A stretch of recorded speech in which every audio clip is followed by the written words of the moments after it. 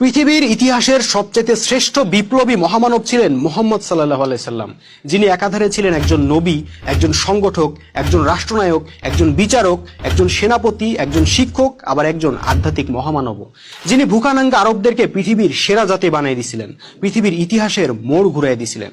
কিন্তু আফসোসের বিষয় কি জানেন, আমরা মুসলমানরা উনার জীবনী নিয়ে ব্যাপক গবেষণা কইরা সুন্নাহ হিসেবে কি বাইছে নিলাম তার দাড়ি, টুপি, টাকনু, মেসওয়াক ইত্যাদি। এগুলাই নাকি নবীর সুন্নাহ, উনি নাকি আমাদেরকে এইগুলা শিখাইতে আসছিলেন। ভাই, যিনি মাত্র 10 বছরে 78টা যুদ্ধ করছিলেন, তার তলোয়ার আপনাদের কাছে সুন্নাহ হইল না, সুন্নাহ হইল তার মেসওয়াক। তার শিরস্ত্রাণ সুন্নাহ হইল না, সুন্নাহ হইল তার টুপি। তার বর্ম সুন্নাহ হইল না, সুন্নাহ হইল তার জব্বা। দিনের জন্য তার পেটে পাথর বাইন্দা সংগ্রাম করা সুন্নাহ হইল না, সুন্নাহ হইল তার খাওয়ার পরে মিষ্টি খাওয়া। ভাই, পৃথিবীর ইতিহাসে কোনো জাতি তাদের নেতাকে এতটা অবমূল্যায়ন করে নাই যতটা অবমূল্যায়ন আমরা মুসলমানরা আমাদের নেতা বিশ্বনবী মুহাম্মদ সাল্লাল্লাহু আলাইহি সাল্লামকে করছি।